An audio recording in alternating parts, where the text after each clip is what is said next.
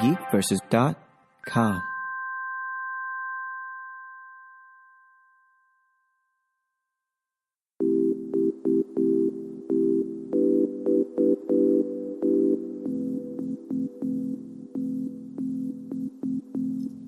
Welcome, everyone, to another episode of Weekly Games Chat. I am your host, Chris, rejoined by a friend and co-host, Sean. Hey, what's going on, everybody? Who messed with my headphones? Well, you know, Penny. How does my head... We come into microphones being crooked sometimes. We don't know why. My headphones... I think that's gravity. My headphones are just loose. Do they not fit? Is that what you're saying? Did my head shrink? Doubtful. Your hair is thicker Indeed. and more voluptuous, I might add. You look good today, too, John. Hey, yeah, I was about to say, that second voice you hear is my other co-host and sometimes friend, John. No. Sometimes roommate. He doesn't like when you say sometimes friend. It hurt him. Sometimes just Richard touchers. But only the tip. Only the tip. They'll never know. Let's turn out the lights and play. Turn down the bed. Turn them off! Turn down these John, voices. anything? I'm just waiting for my turn. Hey, John. Hey. Hey, It's your turn. that was an amazing Intro. intro. You'll never beat that, right? Nor would I want to. Ah, Let's just leave it as is. Perfection. they'll never know what we beat before, though. Will Unsullied. They? What? It's Monday. It is. It's a Monday after a holiday, which is...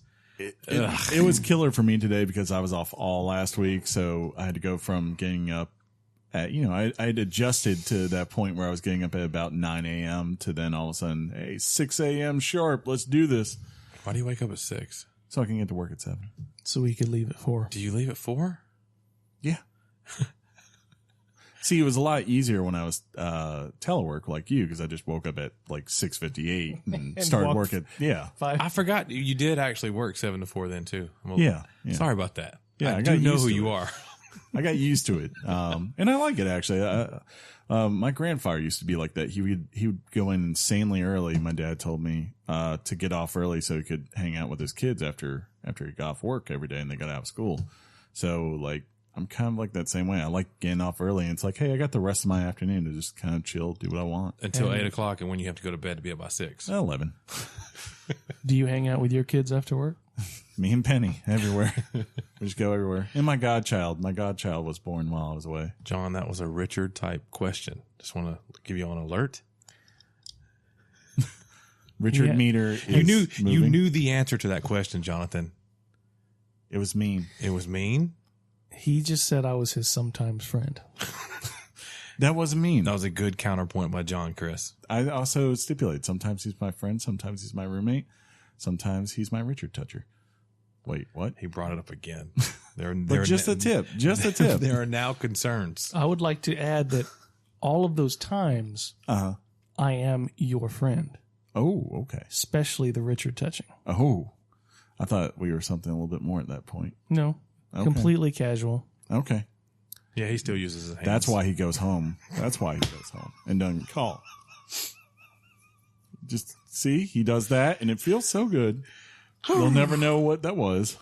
Oh, some of them probably will.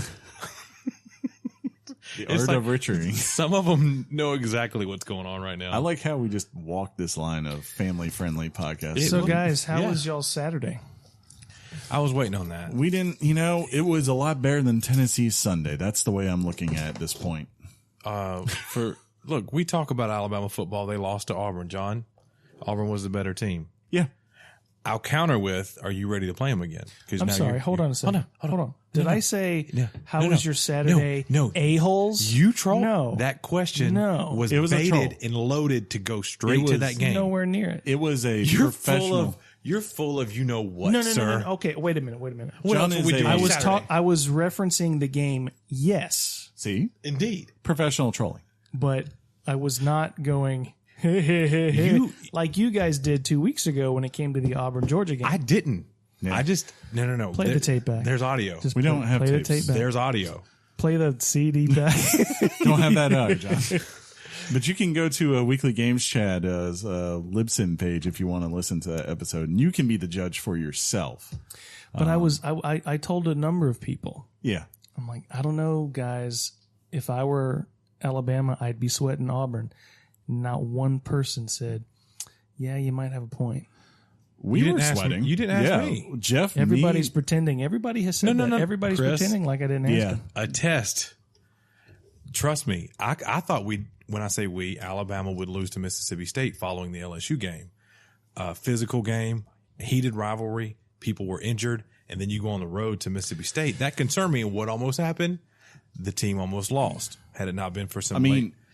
I know you and see, don't. ladies and gentlemen, this is what happens when an Alabama fan loses. I'm going to cuss. I'm on the verge of cussing. They get real chatty. No. And blubbery. And He's they trolling backpedal. so hard. He's so much trolling. Anybody who knows me, now I'm going directly to me. I guess screw, I don't screw really, the individual. I don't know you. I guess I don't talk. I leave it to Same the here. 18 to 22 year olds. I have no control over what they do. I like the team. If they win, I'm happy. If they lose, I'm not.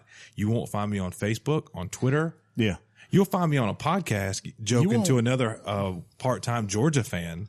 Ladies and gentlemen, I also like to point out how casual I'm trying to keep it and how intense and how See how he's got to defend himself? heavy. It's because he's a troll. But heavy right now, his tone of voice is getting. his voice is getting heavy too. It's getting faster paced. It's getting deeper. Because I'm excited. I'm passionate. Anyways, what I would say is this. After I watched Auburn pretty much the whole year, and I have to say, like, when I watched them earlier this year, I was like, they need to figure some stuff out. And then by the time I watched them play Georgia, I said, they've got a real defensive line. They figured it out. And Their I quarterback. was like, they've got I told somebody at lunch today, Alabama started out high. Yeah. And they've kind of gone down just a little, where Auburn started off maybe a little low after the Clemson game, and especially after that LSU game. But then they started playing at the right time. I mean, like, really good. Leading up to it, I know listeners don't have access to my personal Facebook, but I don't think I posted one thing about going into that game. No. And then the only thing I posted afterwards was grats to Auburn fans. It was so much like Mike D, friend of the show, Ryan Leaf of the podcast, was trying to find something to dig at. And I think way back before they think played. to you? I don't think he was overall. Oh yeah. He posted directly to me and Kid. Oh, okay. And he had to, he had to dig this far back to before they played Auburn. Right. I said the problem right now that Auburn doesn't, or I'm sorry, before Auburn played Georgia, I said the problem right now is that they don't have a significant win yet. And then I said, if they win this, they'll have one. Those were my lines. So every time he's won, he has to message me and be like, is this a significant win? And I'm like, dude, come on, man. Just let it go. Yeah. Y'all were the better team today. You fed him when you say something. He takes one little thing I'll ever say and he'll twist it to a way that I never meant. You can't say something like signature win to him without him latching onto that. It's like you have to be realistic to what it is. He's the king of that. I mean, like, John, I know you don't follow college football the way we do, but every commentator I was following this last week was saying the same thing. They said Alabama looks susceptible. They have tons of injuries. And sure enough, they look susceptible, and those tons of injuries obviously played a part. Along with, I have to say, for me personally, as an Alabama fan, uncharacteristically, we turned the ball over and fumbled it in ways that I have not seen in one game combined in a long time. Yeah. And when you do that on the road, you're going to lose. Yeah, I just like the audience once again to take note that this all started from how was your Saturday? Because he's a troll. Congratulations, you passed the troll test today. Yeah, it didn't. They know you. They know you are King Richard, and they know you were King trolling us, and it worked. Yes, but we do talk about football, so you got us fired up. But it's funny that when we say I didn't say something, we're basing that whether we posted something on social freaking media or not, and that's a little bit like. I mean, have you heard me? Like even on a personal level, John? You can ask. I'll let you do it. I won't influence anybody. If I'm known as a crap talker no one's saying you talked crap. Well, was that simply not the saying that I'm not sweating Auburn is not talking crap. Yeah, that's not the same thing. Yeah, talking crap is Auburn's going down like Chinatown. Yeah, I don't do that. Auburn is going to get killed. That's my point. Yeah. So what are we talking about here? I don't know. You tell us. You started it, and you took it to a level. I don't know. I'm confused by this. Hang a steak in front of a lion. Let's see what happens. All I was doing was holding the stake for the lion. I don't know why my arm's gone. How was your Saturday? Why don't you say so? I think you guys, just admitted it. You could have just came out and said something like, "Man, guys, sorry about that Auburn game," and I would have been fine with that. Like me and Gary, a guy we work with, he's a huge Auburn fan. Like this morning, we looked at each other and I was like, "Man, guys, that was a painful." guys, lesson. Really close to saying Auburn, Listen, though. guys, Auburn. Right? this is my point. This is my point. You guys got really cheeky with me 2 weeks ago when it came to that Georgia game. So I get a little cheeky with you, and you guys go level 7. I'll say this: I'll go back and I'll listen to it. Come on. And if I find And that did way, I get upset? Not really. yeah, you're also not a huge college football fan. Yeah. That's your opinion, and you're entitled to it. Go to like all the Georgia fans. Do you own a Georgia shirt? No. You need to get one. Why? Tighten that Even up. my I'm dad not a has Georgia fan, fan, so I shouldn't get one. Oh, there you go. Find a school, support it. I do have to take issue with Aiden because Aiden claims to be an Alabama fan, and I saw him in a Georgia shirt. When I was when like, Alabama's not playing, he pulls for Georgia. that's fine, but you can only rep one team in public. He's at the age. Here's the deal with. There's a certain age that you get to that the line is more like drawn permanently, and he's not there yet. He needs to commit. He's at that age. It happens. I am coming over to revoke his Alabama fan status if he doesn't pick us. See, ladies and gentlemen, once again, I allegedly attacked their team, and they start attacking my son. We did. I just saw that. I saw that here. Look, speaking of cards, I'll just say this here because I know he's listening. You and Jeff almost had your cards taken away Saturday. Ooh, for the fact that I was. Oh man. Yeah. Oh, I was not. I did not feel good about that game for the most of it. I won't put out there the things you guys were saying, and he knows what he said, and you know what you said, or maybe y'all don't. I don't know because y'all did have beer and fancy glasses when I got there. There was a lot of beer. What the heck was going on? At halftime, I drove over to their house. The way the Iron Bowl starts, John, is that you start off with a beer, and if it goes badly, it's kind of like the election night. You just you just have to get it out of your mind. I found out that last, or after the kick six or the Clemson game, Jeff went and got hammered off vodka in the I remember shed. that. Yeah. Well, I remember we watched that game together, and as soon as it ended, me and Sean, we just walked out of Jeff's house without even saying We didn't even say word. bye. We just got in our cars and left. We all understood. We were like, "This is over." But John, I had my friend's bachelor party was the kick six, and unfortunately for him, even though he's a Georgia fan, didn't care. The majority of his friends are Alabama fans. So as soon as that happened, it just killed the whole party that'll kill within the complete 20 buzz. minutes. But what did happen Saturday is that the floodgates were open to possibilities for the college football playoffs, and there's a lot of teams involved, which that's going to be fun to watch it play out either way. Yeah, I'm conflicted as an Alabama fan versus a sports See, this fan. is the kind of things he says. Yeah, I'm very conflicted because I believe in sports and championships mattering. So I'm conflicted in if certain teams win, should we get in because of our record and in the way we look, or should those teams get in because they won their championship? So I don't know.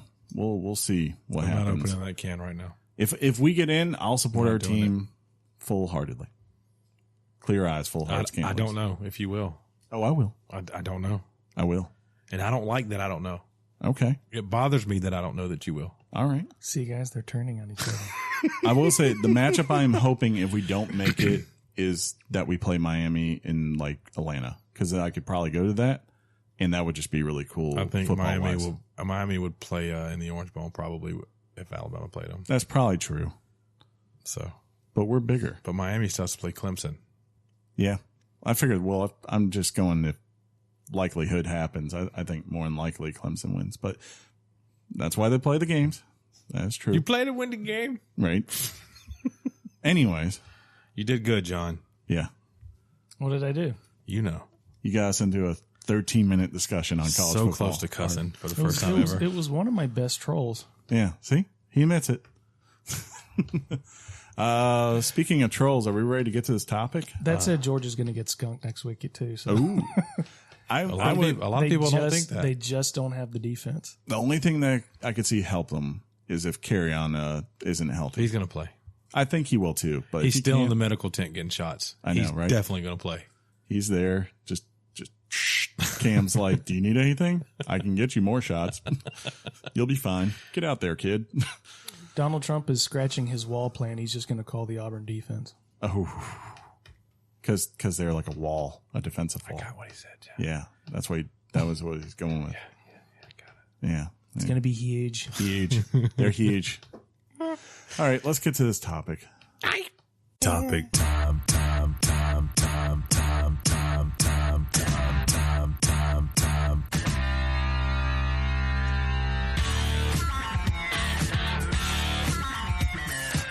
The topic is loot boxes. No, wait. Starfront. It will definitely be talked about Yeah. for sure. Star Wars Battlefront 2. The loot box. The loot box. Guys, I got to tell you something real quick. It relates. Okay. My wife Your wife. watched The Force Awakens with me on Saturday. Did she come back and say, this kind of feels like that fourth one? Are you talking about the Iron Bowl again? No. Okay. What? And the reason she watched it is because she's taking me on the 15th to see Star Wars in Atlanta. The Last Jedi. You Apparently. did not opt for the $40 ticket one, right? That is going on around He here. doesn't know yet. I might still do it. Whatever. If you want to go to the 9:30, I'm down. Is this happening right now? Well, Anyway. I would invite you too, but the last Point time I is- invited you to IMAX, you seem the anti-IMAX, so. Amp tie? Anti. It's like when you get amped up, but you're still anti it. So Kind of like you're how we just amp-tie, amp tied John's story. right? Yeah. Sorry, John. My So- bad, John. You know how she has voiced her criticism of the Star Wars fiction. Yeah. That's why I hate her, but also love her. She actually, while admitting that it's like, watching it a year or two later, it's embarrassingly similar to episode 4. Oh, it is.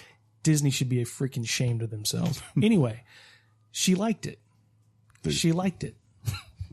Get my blade. They're back, I'm just like, imagine you're like, yeah, we're really ashamed, and they're just counting their money. Hence Battlefront 2. Yep. But no, she really liked it. And this is like the first one I think she's ever said, that was pretty good. Probably had to deal with the She probably female. liked the, well, no, come on. You don't think it had to do with the female lead? No, she's not. yeah. No. That's what you've told us before. Have fun with that one. Hope you're listening. John's wife. See, that was a Richard thing I just did. I'm the troll. Okay. You activated the trollness, and he's bringing it out. But it was encouraging. So I'm I encouraged think the it way- had to do with the modern humor, Possibly. Yeah, that helps. the 2015 humor, I She didn't likes like. Lost too, the doesn't character she? dynamic. What? Right? We She gotta likes go back. Lost, right? We gotta go back. It's fine. She Yeah. likes Lost. So she liked all the Twitter J.J. references in Star Wars and everything? She liked all the Twitter references in Star Wars? Hashtag Instagram, hashtag Snapchat. Don't worry about it. When you listen to the replay, you'll get that joke. It's Hopefully. funny. Hopefully. I don't know that I will. So, I don't listen to the replay. What are you talking about? so before we Gonna lean start, we should probably bring the news in. We had news before in our last episode. Of course, we were off last week, and then as John and I went to go see Justice League, and as we got out, it was in IMAX once again. But anyways, as John and I were waiting through the credits, John leans over and he puts up that there was another update as far as the wonderful loot box controversy, also known as a controversy. Thank you. Oh, you remembered that moment. Right? I We don't must be remember. friends. Right? On that day. That Not day we were roommates friends. Or It was a Richard friend day. touchers. Or maybe Yeah, Richard touchers. you ate my popcorn and everything. Well, I was trying to help you get to the Richard that was at the bottom of the bucket, but The butter? that's what you want to call it. Oh, popcorn seasoning. Let's do it. But yeah, the update was that basically hours before the game was supposed to go live for everyone. I think like the super hyper something edition had been out at that point, but the regular wasn't out yet. EA turncoat and said, hey, we're pulling loot boxes from the game at this moment for not forever, but for a time of evaluation. And then not too long afterwards, it came out that basically what sparked this was, what's his face? The president of Disney, Bob Iger. Is that his name? It's something like that. Basically called, Patrick Sunderland and said, hey, you need to resolve this thing because we're about to launch a movie and we ain't going to be having these kinds Any of kind of negative thing around it, yeah. We're not about to go into our prime marketing. I thought that was speculation. From everything I keep reading, John? it keeps coming up. What's our number one source of material that we report on? Whatever I tell you. And speculation. Thank you. Yeah, exactly. Speculation. It's a new fact. It was on the internet, John. It has to be true. It has to be true. So, it's definitely been a emotional thing. I even think here, we kind of have another story for this week that John threw into the news as far as legislation against potentially coming against, folks like EA and other companies for doing the whole entire loot box thing, because they're arguing it's kind of like gambling for kids, which I can kind of see their point a little bit. I see it, but I don't think it'll stick. But that's later. Yeah. The thing that's going to get them is if there's ever a kid who gets like their dad's credit card, and because of all the shiny colors, he just goes and spends $2,000 on loot boxes. Well, there are other games that have versions of loot boxes, Yes. and there are kids, aka my brother 5 years ago, who got a card and spent a lot of money. Yeah, Jeff, I know his son, like Yeah. one day, like, Jeff has an amazing story. like his iPad, he just goes and looks and he's all of a sudden got like a $200 credit charge or something like that from iTunes. I think even after that, he did it again. Yeah. From Holden? Yes. Sorry, I shouldn't have said his name. Yeah, just throw him under that bus. I'll bleep it out if I can. No, it's all good. Yeah. Calm down. Quit making a spectacle. But anyways, yeah. So this has created a huge shroud of controversy pretty much surrounding this game that it's really hard to avoid it at this point. Well, that point is absolutely excellent, because even though it's not there now, yeah.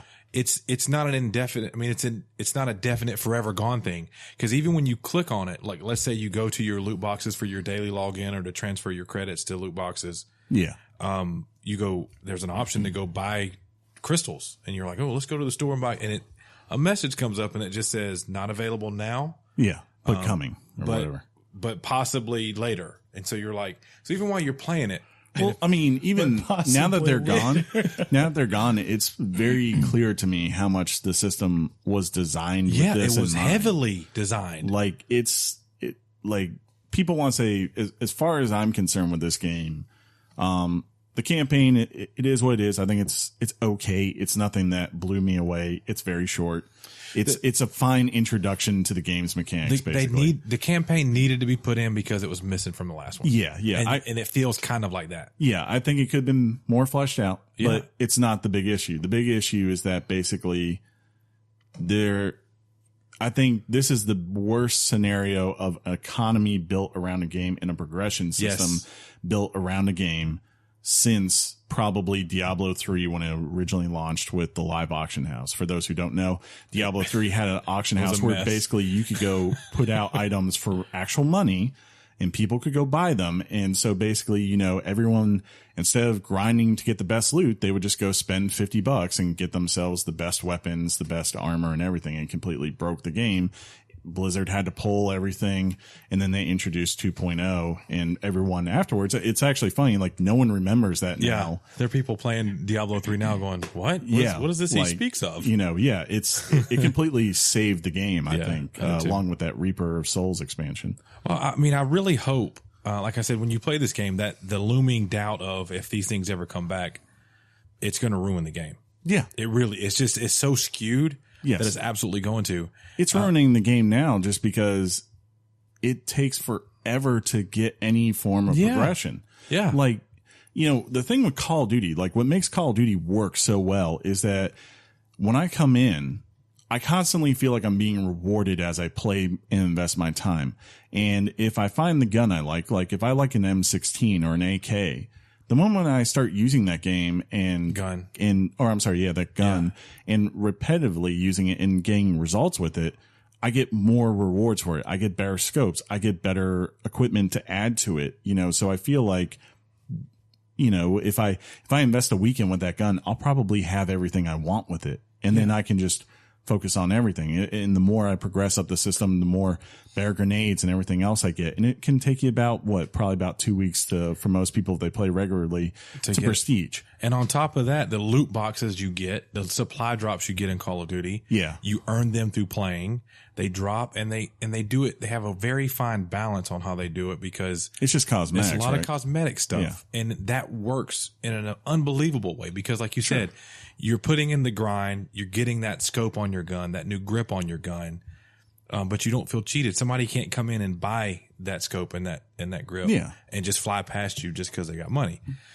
Because they do it well, it's a glaring problem in Battlefront 2. Yeah, because here with Battlefront, leveling up as far as in the game and the multiplayer doesn't really mean anything except being able to upgrade your star cards, which you can only get through crates, and then also using crafting parts you get from those crates, which is the only place you can get those, to unlock select cards, base versions of cards that you want to then upgrade. So you're talking about no matter how much you play, it's 4,000 credits for a trooper crate. Yeah. And it takes you, like right now, no matter how well you do, it's been shown when you're playing Galactic Assault, about the max you're going to earn if you're the top player is about 330 to 350 credits. And if you're the worst player, you get about 300 credits. So there's like no difference as far as what your skill is, as far as what you get for credits. So it takes you about 3 hours to get one crate. Yeah, it takes a while. It's absolutely and you played probably the Galactic Starfighter. I've been playing mostly that. That was the best part. And that's an addition that was missing on the last game. So that is something positive about the game. Yeah, it is fun, but unfortunately, the credit trade back you get from putting in the time just isn't worth it. And I've done nothing but mainly play the Galactic Assault. Yeah, I've played a good bit. No, the war one. What's it called? We have to get it's not Galactic Assault. It's Are you talking about the one that's like in the arcade? No, they have an arcade, but it's the one where you have to like get the different points depending on what. Oh, kind of like their domination one. No, I think it's called Galactic Assault. Yeah, that's it. The big like 40 player one, right? Like where it's 20 on 20. Yeah, the main multiplayer shooter one. Yeah. Yeah. And I haven't played the Starfighter one yet, but I've heard that is a shining star in this whole mess. The Starfighter one, so they had star battles limited in the first one, but they didn't really handle that well. They weren't good. I do remember that. Yeah. This time they brought in Criterion, who of course does the Need for Speed franchise. And I mean, they feel great. It's awesome. It works really well because one, you have a mixture of live people and then also bots. So you can be shooting just a random TIE fighter, and then next thing you know, you're actually into a dog fight with a real person. And it feels like you really need to strategize as how you're maneuvering to outthink who your person is. There's 3 different types of ships. They each have their own pluses and minuses. You have bombers. So like for the objectives, those are the primary dudes usually because they can go in and do a lot of damage on the objective really quickly, to then having TIE fighters, or / X-Wings, which are kind of just like the middle ground ship. You know, they have good speed and movement, and decent powered weapons, to then the Interceptor class, which is very fast movement, but light weapons. So, you know, each one has a plus and a minus to it. And depending on how your team uses them, it really can be effective. Like, you know, you can tell the difference when you are an Interceptor battling a bomber versus, say, you know, 2 TIE fighters or a TIE fighter and X-Wing going at it. Like, there's trade-offs to both, and the person who's behind them really has to think about how they're using that ship to their advantages. But yeah. Well, and I was letting you finish up, but yeah, I've heard that mode probably is a lot of people's favorites, and I've also heard that the it's called like Heroes or Heroes Villains. Yeah, I haven't played that really. I haven't either, but everybody seems, and it's funny because I like the big war based scaled one, but a lot of people say if I play one of the other two, I'll like it. I'm just not a big flying. I didn't like the flying in the first game, but it was partly because I just don't like flying video games in general. I honestly think people like the Heroes one because you actually get to be the hero. Yeah, like the problem here with the Heroes in the main one is that it really is a kill streak in a way. Or really either a combination between that and objective accomplishments. You really get a lot of points in the Galactic Assault by doing your objective based stuff that was ever in there. And as you're playing and you're dying and respawning, you do get a chance to unlock different people or a ship. It's kind of like a MOBA in the sense like you spend to unlock this thing during the match. Yeah. And I'll tell you this: the first time I did see, I believe it was a Kylo Ren. You hear him in your headset, and you know that the other side has a Kylo Ren now, and then you see him coming at you. It's absolutely epic. I mean, I was in a TIE fighter the other day, and I'm sitting there working on this guy, and all of a sudden here comes the Millennium Falcon just flying by me. And you're like, and I'm well, like, here I go. Well, I guess I got to deal with that now. So it's funny. I want to bring up one more flaw that I didn't like, and it does relate to the multiplayer online. Mm-hmm. So let's say you, John, and me, we're going to get together in a group. Mm-hmm. And we're together in a party system in PlayStation or Xbox, and we're also in the game together as a party. Yeah, I know where you're going with this. We go into Galactic Assault or any mode that we want to, and we're not in the same unit. No. When we play, it's a complete roulette. We may eventually during the fight get in the same unit, so we could say while we're on our headsets, "Hey, I'm going this way, cover me." But no, they've chosen to do it to where they hope that you spawn together with random people, and they hope that the random people are going to stay together and work together. When has that ever happened? Yeah, it just doesn't make sense. Like their whole entire idea is that they're going to give you this incentive because you get double battle points within the match, which is what you use to get the heroes and if you're staying like together and doing things. But but there's just no way you can even know. And there's no unless you can't communicate. God help you if like people are in party chat, which is probably 90% of people if they are chatting on there.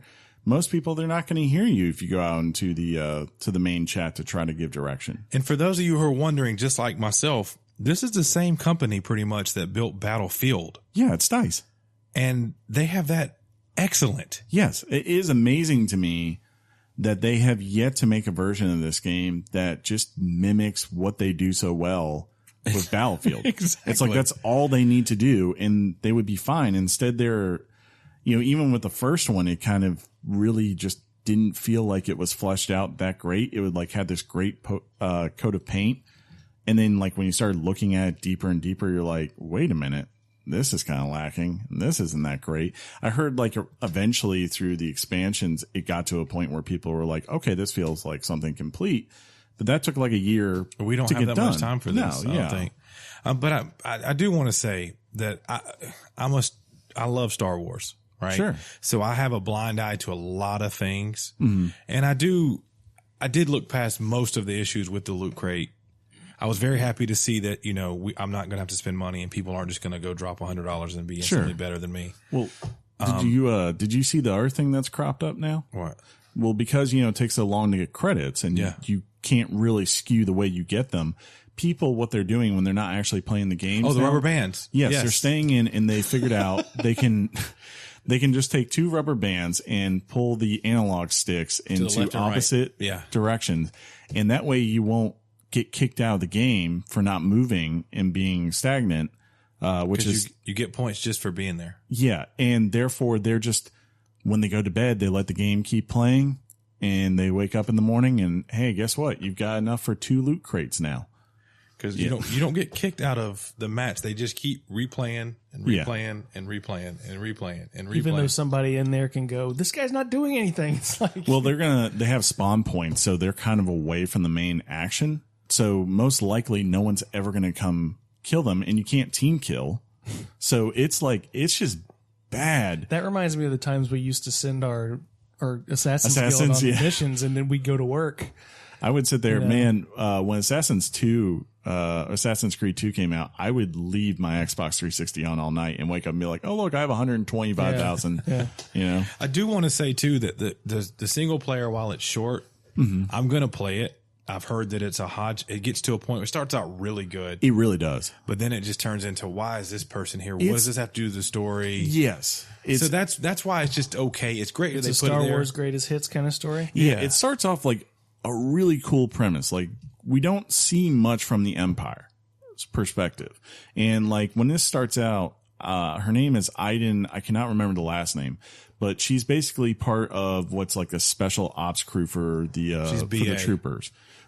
So, and like the thing is she's the daughter of a very high up general within the Empire. So she has grown up in this life of where the Empire, is good and pays just. The bills. Yes, it's always, she's never seen the bad side of it. She believes what they're doing is right. The rebels are evil and all that. And it starts off cool like that, kind of pushing things or like pushing this idea of like, the first mission is basically her kind of hacking into the Rebel Alliance to find out what they knew about the second Death Star and making sure that the truth hasn't been exposed to them yet.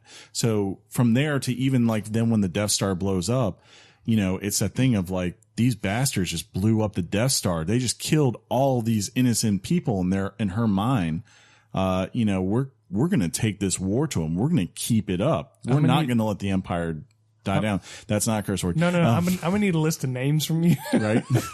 All the words I can say. But anyways, and afterwards, it kind of, after about 3 missions in, it falls apart. There's 12 missions total. It starts to do 2 things. One, it quickly kind of just goes, okay, we're done with the Empire now. Now we're going to make this all about battling the Empire again, which I won't spoil how that comes, but for at least her turn, it is kind of a lackluster thing, convincingly, I will say. Well, they did promise free DLC. Yeah. And there's going to be more story-based content for the single player, but it's tied to The Last Jedi, so it won't come out until after the movie. The way they end it definitely sets up for either a sequel or additional, as you said, like DLC that would be an expansion to the story. So I could definitely see that. And that actually might be the interesting part, will say.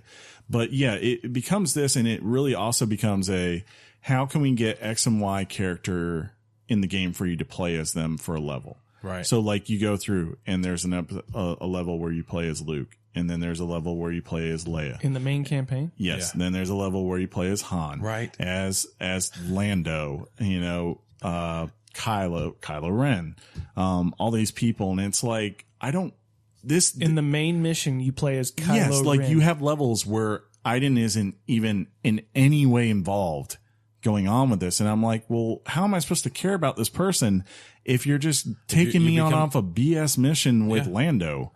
And Lando is no BA. Offense, Lando. Yeah. No, I love Lando, but it's like, it's crazy how they tried to tie it together. I felt they had a really good thing by creating this character that could tie into everything we knew, but kind of make it its own thing. And they just, I think, missed the mark. I think they were too worried about the player wanting to see Luke wanting to play as Kylo. That's where Star Wars lore outside the films really thrives, is when you have these characters that you've never heard of, letting you know what's going on behind the scenes. And maybe have some, what makes it thrive. Maybe have some limited, interaction. Exactly. Yeah, some limited threading. And they had they had moments where they could have done that. Like the level with Leia, you could have easily not had it been from Leia's perspective. You could have kept it with Iden and just been like, okay, she's checking in with Leia. Leia's giving her direction, and now she's going to go off and do these things. And then you come back and have another scene with Leia at the end.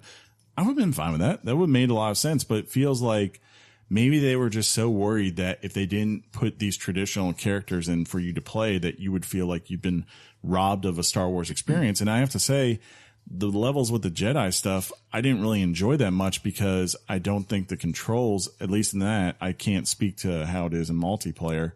But in that sense, it just kind of felt really kind of tight and forced. They didn't feel that great.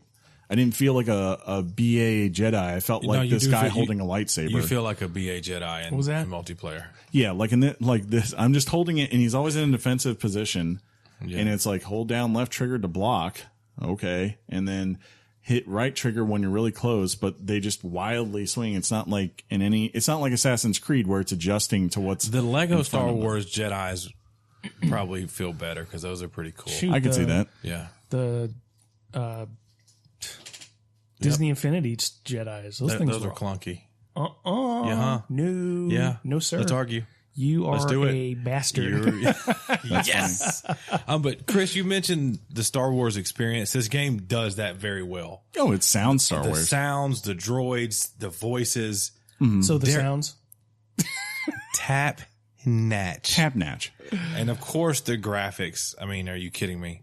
Oh, it's beautiful. It's beautiful. Full 60 frames? It's a DICE game, and they know exactly what they're doing. They always make beautiful games. Is it overall to me? Is it better than the first one? Yeah, but instead of just being leaps and bounds better, it's just better. It has a lot of things that are really good. I think like with time, certain things could improve. But it's like you have this one big glaring issue, and until it's addressed in a meaningful way, it's going to be a thing that drags the game down. So you're telling me, just so I make sure I've interpreted this correctly.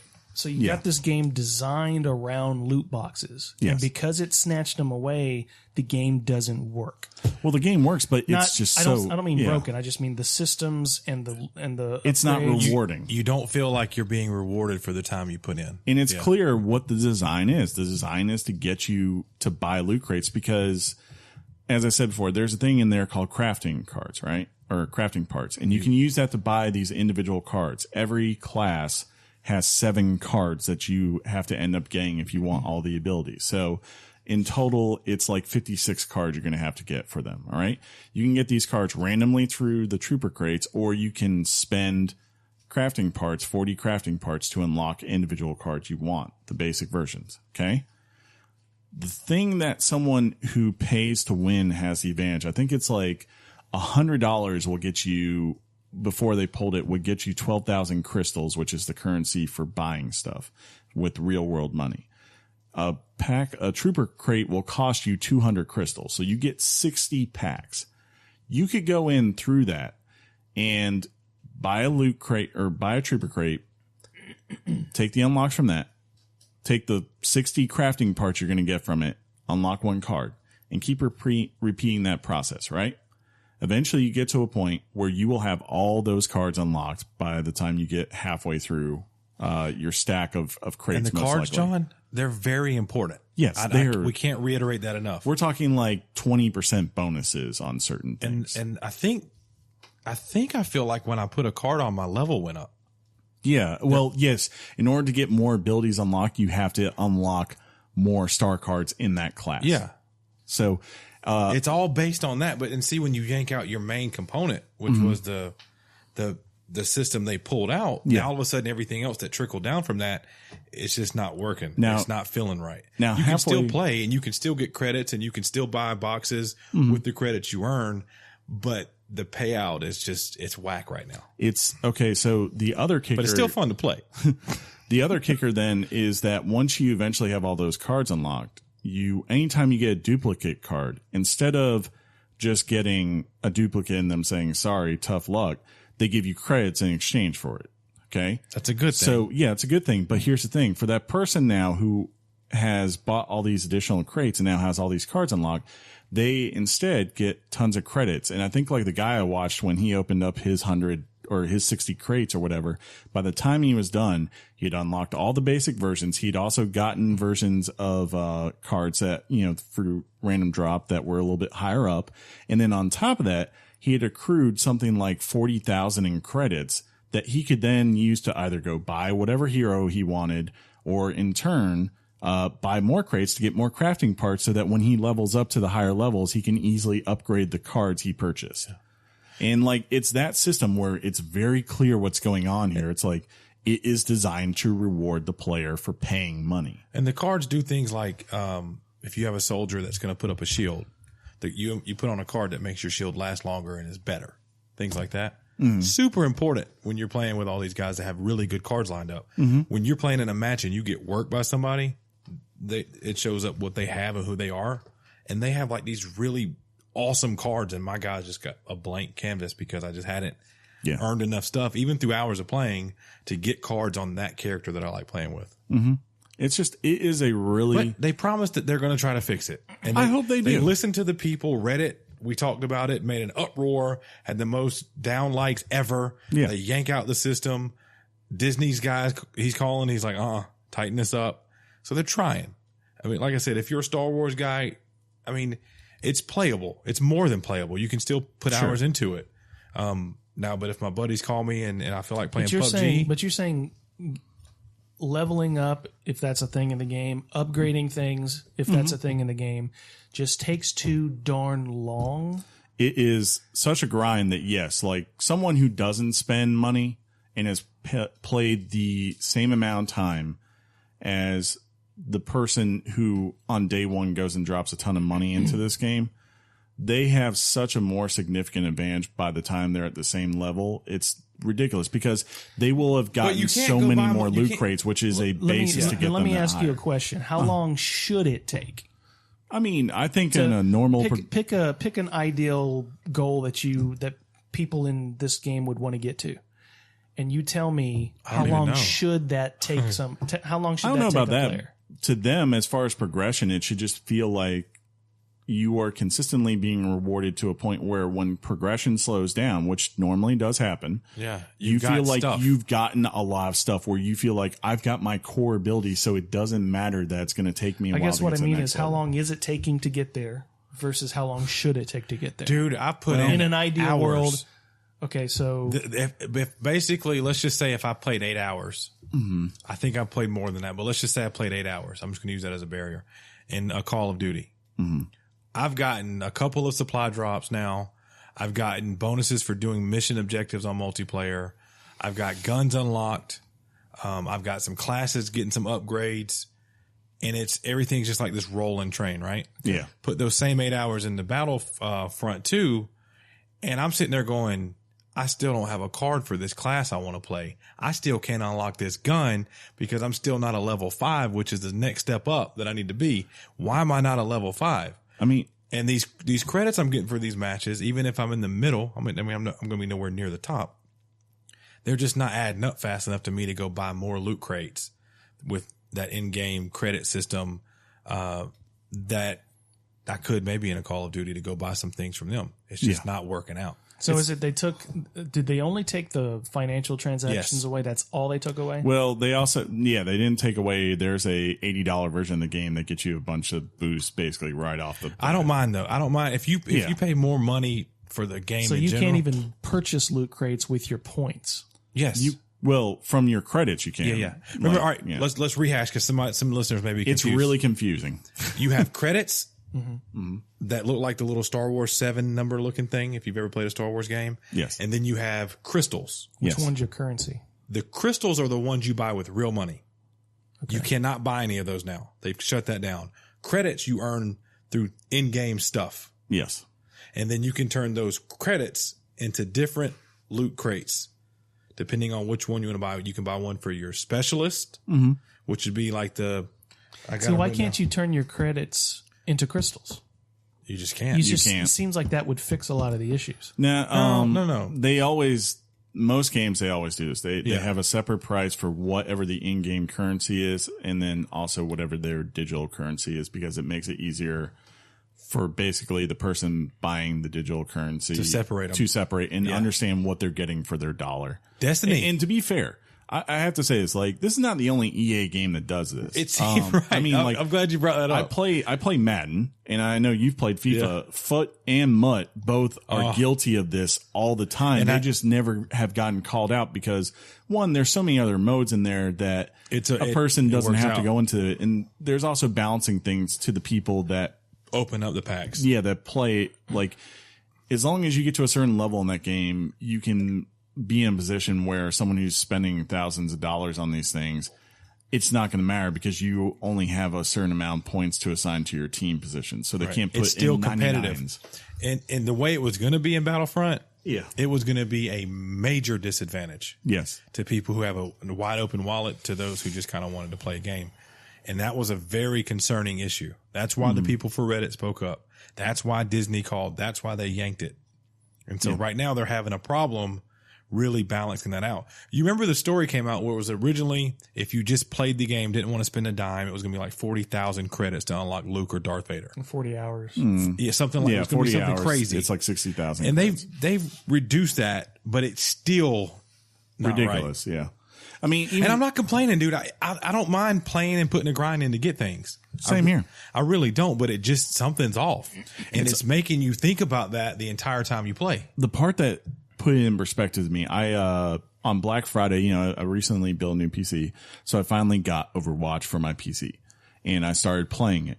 And within 5 hours of playing that, I was already level 10, had gotten a ton of loot crates and felt like even though there are a ton of people out there with really cool things I don't have, I have been continually rewarded for my gameplay experience on there. And that's why you keep playing. And that's why I keep playing, because I'm like, okay, I'm not that far away from another loot crate. And, I logged in today and I got a daily login crate, and I got a Princess Leia card that I could put on Princess Leia's character to help her like with her rally cry or something she does. I got like 750 credits or maybe 250 credits, and I got some parts like Chris talked about, because when you open the crate, these 3 little like discs come up, or 4 discs depending on the crate you open. And so then I looked up and I had like 4,000 credits. I had enough to buy me, I believe it was 2, it was the hero one. Hero and the Star. It was the Star one. The Star one, they're a little cheaper. So I was able to get 2 of those, and I got a Darth Maul ship card. It was a real common card. If you play these games where these things drop, there's like epics and really cool ones that are rare. I got a lot of common stuff, and it didn't feel like I had done anything. It felt weird. It didn't feel rewarding, even though I was getting rewarded. Yeah. And that's a problem for a game. And I don't mean this in a bad way, but if you play the kind of games that have this, a Destiny, a Madden, an Overwatch, whatever, they do it well. Yes. This is not well yet. I pray to the heavens that it will be, because I love my Star Wars, and I have fun playing the game when I play it. I have a lot of fun. It's just on the back end, when it's time to be rewarded, I feel a little bit let down. I don't remember. I think Disney and EA have a contract for 10 or 15 years. I'm not sure which one. Yeah, I think they're actually already considering re-upping it from its 10 years, going back to 2013. Yeah, was when it started. I wonder if that call was like, "Hey, dog." Since that time, they have not, while the first Battlefront was not a dumpster fire per se, it seems like with the Visceral closing, and this, which a lot of people are calling a dumpster fire, I wonder if they're going to be able to go the entire time for that 10 or 15 years, because if we think about it, that's not a lot of games in 10 or 15 years. That's not a lot of games. And they already canned something that was coming out in 2018. That they just have, to shut me, down a studio. EA is, when it comes to EA and Star Wars, regardless of what the truth is, in the eyes of the public, they're botching this. Yeah. As far as I'm concerned, but at the same time, when has there ever been a good Star Wars game? Knights of the Old Republic. Name another. Star Wars Knights of the Old Republic 2. You want me to go for a third? Because it's called Star Wars The Old Republic. The Lego Star Wars games are pretty fun, for real. That's true, too. Okay. I'd say this. To me, it's a bigger issue than just this thing. EA, in my opinion, the more and more I look at it, the best things that come out of EA are studios that they acquire who go off and originally are doing their own independent ideas that are really cool, fresh, and provocative. Like, it's Visceral. It's Visceral doing Dead Space. It's not that good a word. Is it provocative? When's the last time you heard that on a podcast? It's BioWare coming in and having already done Mass Effect and Dragon Age. I'm trying to think of another great example. It's DICE before, EA kind of ran it there with Battlefield and saying, oh, you want to just do 12 on 12? Here's 64 on, 64. Here it is. We're going to do this. Their worst to me is when they have to compete against competitors, because they often come up like when they that's a double entendre. Double entendre. There's they do two things. They either have things where they get exclusive deals like Madden, like FIFA, or now with Star Wars, and they put out these things that end up just kind of being lackluster 9 times out of 10, or they go out there and they actually have a competition with someone like, say, NBA or, I don't know, racing games in general with their Need for Speed, and they're getting trounced by their competition. They can't keep up.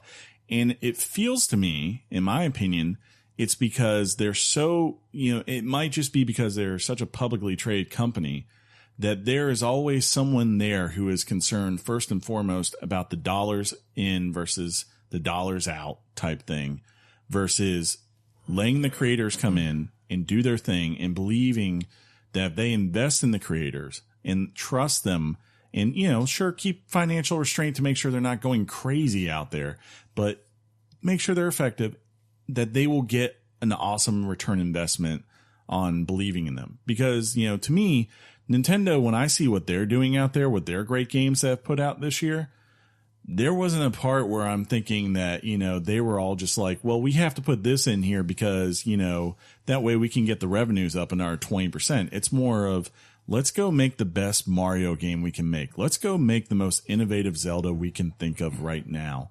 And even this year, Ubisoft saying, how can we reinvent Assassin's Creed to be something relevant again? That's why those companies succeed in my book. That's usually what leads to success. And if EA ever wants to turn this ship around and maybe get some public goodwill on their side, that's what they need to start looking at. And I hope they start with this new BioWare project that's coming, Anthem. As much as I hate to say it, you're very right on all of those things. Especially the part about the FIFAs and but see, PES soccer, it doesn't do as good. Or a lot of people say that's the better game. Yeah. Not this year. Mr. It was last year. Yeah, I'm sorry, all the soccer games you played, Sean. That was a troll. If I was a doctor that treats cancer, whoa, would you not come to me because I didn't have cancer? Whoa. Oh. Why are you dropping the C-bomb up in here like that, bro? Sorry, herpes. Whoa. I think way too personal. I think it is personal. Yeah. Yeah, it is. Oh my God. It's okay, John. Still can't believe I get after you. But you're okay. I let him touch the Richard. Dude, but just a tip. Why can't it be like Battlefield? That's all I want. That's all I want. Star Wars Battlefield. That's what they should call it. Don't even call it Battlefront. Yeah, just call it Battlefield Star Wars Edition. Hey, there it is. The battle's on Hoth this time. Oh, and all the new stuff they added, phenomenal. Right? As far as the Naboo and everything, the fighting. Dude, I was running around as a clanker, and it was amazing. What's a clanker? A clanker. The Still doesn't know. Oh my goodness. There is one really cool part to the campaign late in for those who watched the first of the new movies, Force Awakens, you get to see the how some certain things ended up where they were. And I'll leave it at that. If you guys want more details later, I'll tell you. I'll just play it. You can go. I'll tell him. Is Activision publicly traded? They are. And they do fine, I think, for the most part. I think they do fine with their top 3 visible titles. Correct. I agree. They've also killed things. They put out a lot of garbage. Let's just not. But that garbage is not. It's like they're the SEC of video games. We got these top 3, and then this garbage. I don't think EA helps itself. Yeah, but the perception EA gives it is about the dollar. Let's just say, screw the gamers. Let's put Dragon Age is a bit of a hit or miss depending on what game you're talking about. Well, they have one, and Dragon Age Inquisition was game of the year. But most people will tell you that year was a lackluster year for games. But it's still a great game. It was between that game and Shadow of Mordor. I kind of view it as like, look, the thing that's like questionable, EA last fall had the best 2 first-person shooters. And it put them out back-to-back weeks, not because it was in the best interest of those franchises, but because they actively wanted to harm Activision's Call of Duty because they felt it was weak. We talked about that. Yes. Right here. And they completely killed Titanfall 2 if they had put it. I mean, it's... They hurt Battlefield. Are you talking about the game or are you talking about the franchise? Yes. I'm talking about like the sales, where it went, that game, and what it could have done maybe when it had been put out 6 months later. There's no evidence to suggest that game could have. Say it, John. Bank. Say it. It's an anecdotal. Oh. But I think you can ask most people, the one thing that's not going to help you is releasing it the week after Battlefield and the week before Call of Duty. And the sales show that. The question is, does it help EA? Mm-hmm. And if the answer is yes, then release it. And that's why I kind of view it as, if you're a creator and I see that, Oh, God. why the Stop heck with would you want to go? Stop with the creator. Come on. It's just a game. I mean, seriously. It's a job. To them, John, it's a it's a vision. With EA, It's Stop 5 with years the- of their life. John, You're downplaying. That's guys, I've worked a job for 11 years. That's 11 years of my life. Stop being sanctimonious about it. It's a job. well, the difference is we're not And actually on to making news. something of our you own have design. you have the right to prove EA a point and say, I'm going to go work at Activision. I'm going to go work at a place where my vision will be created. Yes. My vision will be appreciated. Mm-hmm. The game will fail and the studio will close. But my vision Tell that to was CD Projekt preserved. Red. I mean, CD Projekt Red went out there and made an amazing game. They didn't have to settle for anything. They That's like acted looking within for their a own needle budget. in a stack of needles. Tell that to Naughty Dog. Tell that That's a to bunch of needles, by the way. Insomnia. Tell that to a number Naughty of- Dog being put under the protection of Sony, and the 3 previous games haven't really sold that well. So next, Last of Us didn't sell that well. Uncharted 1, 2, and 3. Oh well, I mean, they sold fine for what they needed them to. What they needed to. Yes, that's all that matters. If you can what make is the happening profit right now? What are y'all doing? I don't know. We're but talking about the difference No, I know between what you're doing. vision versus a little bit of profit and Chris sacrificing said your a word vision that- so I can put food on my kid's table. That's assuming they have kids. I view it as I'm In viewing the it as credits, at the end of the credits, they have babies born. yeah, they always do that. Almost every title. I'm viewing it I don't as ever beat more games, of so I like, don't look, see that. I'm viewing it as in the sense of what is good for attracting talent in and why you would want to, like, if you're looking at this, you went and got Amy Hennig and you couldn't make a game with her that you felt comfortable putting out. Now, to be fair, we don't know all the details there, but I know this, Amy Hennig worked at Naughty Dog and she put out a trilogy that was slam dunk, while she was there. She had some issues afterward. Yeah, she left because, they had some divisions afterwards, but that was a decade of her life there that they put out great games. Jade Raymond came in to try to save, to do this stuff, and she made Assassin's Creed. So if Come I'm on, all Sean. these people, It ain't I just, that big a deal. I would It's go a good somewhere else. conversation. It is. And it's Yeah. a conversation that needs to be had. During topic time, oh, he's got a point there. It's called a topic.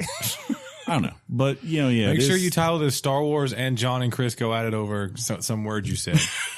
This is the best thing. But yes, No, we should call the topic Sean's a bastard and here's why. ooh, John learned a cuss word he could say on the air. He's happy now. all the kids are just crying right now. What's a bastard? Why do they hate each Well, other? son, technically you're one. But anyways, it's out.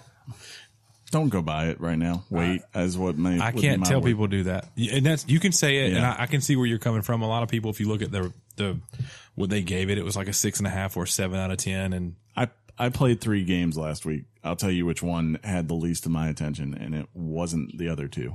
I'll tell you this, but you can say that. That was a weird sentence. I know, right? I played That's my George W. moment. I had right Call there. of Duty and Battlefront, and I was wanting to play Battlefront over Call of Duty. But that's a I lot haven't- of the I'll Star say this. Wars fanboy in me. I haven't played the Call of Duty Online yet. I've only played the campaign so far. Who are you? A guy who had to play Battlefront in are another you? game. Is this 30 seconds? I need to stop. You're good. Okay. Yeah. Pete, shut it down. We are not paying you. See, when he said Pete, John. That's Townsend. Yeah. He's a guitarist. See, John, a I guitarist mean, is. everybody's got a vision, but sometimes your vision is just a slab of meat running around saws. It's an amazing vision. Vision. Vision. It's a great vision. It was one of the funnest visions ever. But it's hard to be going, I've got a vision. I got you, man. That's People, because you're not artistic, man. It's like, it's Eli like, Roth has a vision when he makes all his horror movies. I he mean, has an that- idea. Well, Stop with the God. vision. It's not religion. well, now guys. you're just Come like on. kind of just mixing words. It's that thing. It's a Parsing you have words. you have an Mark, idea. You have a concept, and you want to see it come to fruition, and you dedicate years of your life to do that. And it really sucks if it gets like So- thrown under the rug because you go like, well, we have this other game coming out the week I before. know, Chris, but it's like we have to pretend like video game creators, filmmakers, and writers are the only people that have a profession that should not have to compromise their vision and principles. Sure, When I'm- people do it every day, whether They're you're a not. plumber or a pastor or a video game developer. Sure. I so thought you were I think gonna say there's a another very P. big difference though between Or a porn star. There's a big difference between creative and service stuff, and I get that. No, like, it's not. You have a vision. You have a vision. A CEO has a vision Sure. for a company. I agree. And he has to compromise. I agree. He has to he or she has to turn around and go, this is attainable, this is not. A agree. taint. What'd you say? And I don't mind people And I pulling just, things, but I think we have to just sort of pull back on the industry and go, you guys are not a religion. Do you like You're video emplo- games? Yeah. Okay. you are employees who make a product for a consumer. sure. Relax. It ain't art. It is I art. think they would say it's the difference. And, I mean, especially like the small indie game creators who like Yeah, but we hold know up, that. hold Yeah. up in their like rooms by themselves, struggling for 5 Indie years. art, independent artists in music are considered more artsy because they're independent artists. I don't like that example. I think to me, if you're trying to make it in an industry like that, you're putting your butt on the line. You're saying you're risking the idea that you are most likely not going to make a lot of money. You're going to struggle for the small chance that maybe your voice gets heard in the long you want to term. do it your own way because you don't want to deal with the other bull crap of going the other way. Yeah, it's like that dude who made God, what is that game that Ubisoft's putting the sequel out finally for that they showed off the trailer for at E3? Oh, Beyond Good and Evil? Yes, Yeah. Beyond Good I'm and here. Evil 2. I'm a video game guy. Thank you. That's what I do. Like I think of that guy because he put out that game and it did okay when it came out. And when he came out and finally got to show off that trailer this year, afterwards he was about in tears because like that was a project he had been passionate about doing a sequel to for nearly a decade. But what was everybody upset about? I The don't know. fact that it was a little bit cheap, that it was a prequel and not a sequel. Who cares about that? As long as he got to realize his vision, that's what matters. How did this turn into Vision? I don't know. Because we really liked No, Vision. but it's amazing. It's talking about EA, what EA does versus what we think the industry should do. yeah. Yeah. Did any of y'all watch Glow on Netflix? The Netflix produced. Yes, yeah. Remember when Mark Maron's character was sitting down and he was talking about the movie he wanted to make, and the guy was like, "Yeah, I saw that. It was called Back to the Future." Yeah. And he was like, "What?" And then someone showed yeah. it to him. It was about Vision. James Cameron's vision for Avatar was still Dances with Wolves. Hey, he made profit though. What? He did What? make profit. Where'd you read that? You ever seen Dances with Wolves? Yes. You And ever where'd you seen read- Avatar? It's straight up. It's it is straight up the same movie. I love that movie too. And you're going to tell me every Nickelback song sounds the same too, right? You son of a son of a bastard. But it was art. Look at this photograph. You bastard. It was art. I'm a rock star. I'm through with Is there a standing in limit to lines how many times I could say for bastard? clubs I never get in. Are you cutting me off? This is how you remind me of what I really am. Let's go to the news finally, I guess. Thank you. Right? Hot off the press and straight to your ears. Weekly Games Chat presents the news. News, guys? News! You begged for us to move to this, so say news. Oh, News! I know it seems like we just came right back, Right? but I hate John even more now. Loot box regulations. News! There it is. Okay.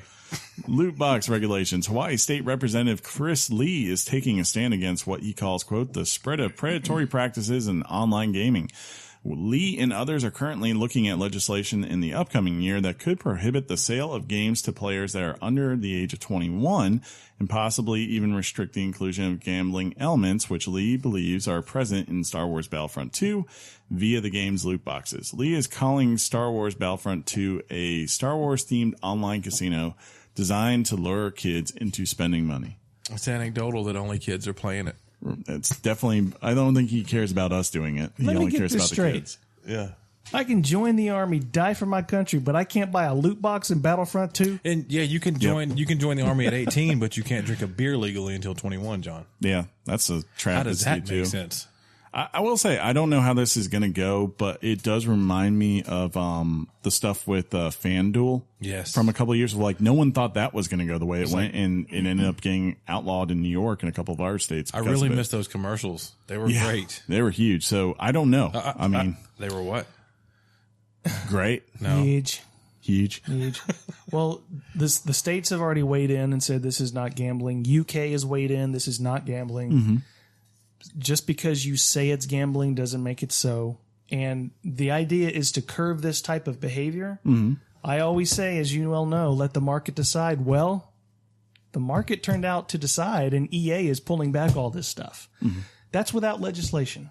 So I'm hoping this guy is really paying attention to the issue, or he's got his feelers out going, what's a piece of legislation that I could push to get my name out there? Yeah. He does. I guarantee you this person doesn't give a rat's butt. Or he about this plays stuff. Star Wars and he's tired of spending money or thinking he had to spend money on it. Maybe Hawaii's got a big gambling problem. I don't know. Oh, they got great Possible. pineapples though. For No, real. they eat too much spam, but that's about it. Like that. I don't know. All I know is Hawaiians eat spam. Oh yeah, dude, spam is huge in Hawaii. Is this real? Yeah. I don't think it'll be an issue at the federal level, but like I said, I definitely will not be surprised if you see state legislators push this. And if that happens, there's going to be some issues there for how these companies do. Now, to be fair, if they did, they'll just change tactics because that's what they do. They're not going to take any risk. It's possible. Think about corporations that individual states decide they want to change things on. Yeah. And it can ripple a corporation. That's the same thing with a gaming, company or anything. So it's interesting that it made the news. And it's interesting that we're talking about it. It tied into our main topic, but I do want to see where this goes eventually. Yeah. It could be It's interesting. going to be crazy. 3 billion with a B. And billions. Pokemon. Niantic has issued a challenge to Pokemon Go players over the Thanksgiving holiday. If they caught 3 billion with a B Pokemon across the world, they would get access to the Asia-exclusive Farfetch'd. Well, they did it, and Farfetch'd is available for a limited time via Twitter. Quote, "Congratulations, trainers, you did it. You caught over 3 billion Pokemon and unlocked a new reward during the Global Catch Challenge." In other news, the Pokemon Company has revealed that the lifetime total of games sold has reached 300 million copies. This incorporates 76 titles over the 21-year history of the series. Good for them. My wife has caught 3 or 4 Farfetch'd? Yeah. I think I tell you, she was excited about this for all weekend. She kept saying, honey, they're at 2.5 billion. Honey, they're at 2.8 billion. And then I started driving my wife around the landings 3 times a day. This is why he hates games now. And You could have creators. Yeah, he didn't mean to say creators again, John. They could have just put in a loot box and made this easier for me. His vision of this game is completely scarred. Chris, what are you doing? Ladies and gentlemen, you see how my co-hosts mock intellectualism. Oh. They mock it. He's hurt. Oh, he is. Yeah. He talks all smart when he's hurt. Yep. He wants to show he's big tough guy, but hey, Johnny, we know you're hurting. I've got the feels. We love you. We love you. Okay. Why can't you say I love you? Yeah. Because you have to hide behind Sean and say we love you. I love as you. if it's some sort of group effort. See how he gets defensive again? We've been talking about this in therapy. He needs to get over this. You guys are in therapy? Talking about your therapy. We've been listening. Because of my trolling? We've been listening to your Your therapy. trolling is not top notch. Okay, just let's put this out there. Oh, it's beautiful. No, but They will listen to this week's episode and see a master at work. So you think they're going to listen to this episode? You are. Thanks, man. So what you're saying is you're Jared from South Park, or not Jared, but Kyle's dad. He was like a master troller. I'm not gonna, Several people laughed at their work cubes on that one, Chris. Yep. Anyways, I was going for 5. If I got 5, we're good. Updates for Splatoon 2. Nintendo has announced 2 free updates for Splatoon 2. The first is currently available and adds new gear, hairstyles, and 4 new battle stages. A new Salmon Run stage increases the level cap from 50 to 99. The second update will be coming in December and will introduce new ranked battle mode Clam Blitz. The main goal here is to collect special clams, which are scattered all throughout the stage. After you pick one up, the clam will follow your path. The objective from there is to throw the clams you've collected into a basket near the opponent's base. It puts the clam in the basket. It's kind of like a capture the flag, but a lot of flags, I'm guessing. Capture the clam. Every time you said clam, in my mind, I thought of Richards. Capture the Richards. Old Richard Blitz. Richard, meet clam. Enjoy. Leaked. That's a good one. There will be some people that laugh at that one too, John, including me. Leaked DLC details for Mario and Rabbids. The new upcoming DLC will feature a new playable character. To be released sometime in early 2018, the Gold Edition eShop listing reveals some add-on content to include a new hero and a brand new playable world. The Gold Edition of the game will be priced at $80 and will feature all the current content as well as the Ultra Challenge Pack that will have a new co-op campaign with 5 exclusive co-op maps, 8 new Ultra Hard challenges, and 16 new weapons. I need an Ultra Challenge Pack in my life, dude. That just sounds legit. Ultra Challenge Pack. It helps with your Richard. Hellblade has hit 500,000 copies. Cha-ching. Hellblade: Senua's Sacrifice has sold over 500,000 copies, turning a profit only 3 months after its launch. The game has generated more than $13 million in revenue in the first 3 months. Ninja Theory expected to break even with the game after 6 months of release, placing it within a profit status 3 months ahead of schedule. According to Ninja Theory's Taman Antonio Des, I don't know how you say that. Antoniadis. Okay, yeah, sure. I think it's Tamim Antoniadis. The escalating stakes in the AAA retail Alabama fan. publishing That's model what you guys do. has killed off countless independent studios like us, many smaller publishers, and is now straining even the largest of publishers. This isn't survival of the fittest, but a routing of the creative base upon which the industry was built. AAA will always exist, but we need strong alternatives as well. The final step is to share our commercial model and digital sales data for the benefit of other developers. Good for them, He said all that. right? Yeah, He said a lot. Yeah, he did. Yeah, that is good for them. That was a They'd had like a string of things that didn't quite work out as well as they were hoping. But this game was legit. It really, Yeah. I remember I didn't play this game. You guys did, but I watched a lot of it and it had my brain on overdrive. Yeah, That's what it do. It was definitely a passion project for sure. Yeah. You could tell. Xbox games with gold have been announced for December. They are Warhammer, End of Times for Xbox One, Back to the Future, the game, December 16th through January 15th, also Xbox One, Child of Eden from December 1st through the 15th on both Xbox One and 360, and Marlo Briggs and the Mask of Death from December 16th through December 31st on, again, both Xbox One and 360.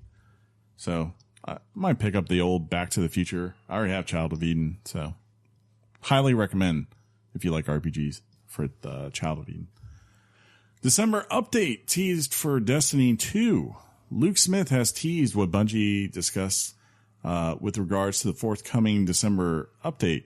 Quote, next week, the Destiny 2 team will detail the system side of the December update. Bungie will discuss everything from the economy updates to investments and more.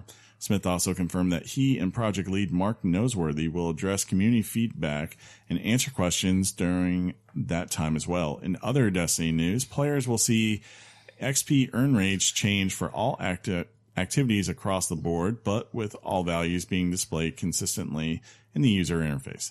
The developer will look over XP game data gathered in the coming week to make sure the changes are up to the community and Bungie standards. That going to get you to go back, Sean? No. Are you done with that game for now? No, I'm not. A lot of the crew, if Yeah. you will, they're going to abandon everything on the 5th of December. That's my dad's birthday. Why? That's when that comes out, I think, the 5th. Yeah. They're going to talk about The Osiris DLC or whatever, right? Yeah, they're going to talk about everything when they have their next little thing, like he just read. But the thing comes out, I think, on the 5th. But I'm having fun. I've got PUBG that I play from time to time. I've got Fortnite that I play from time to time. I love the Star Wars game when I play it, and I'm playing Call of Duty. There you go. But a lot of them are going to go play Destiny, and well, I'll probably get it at some point, maybe.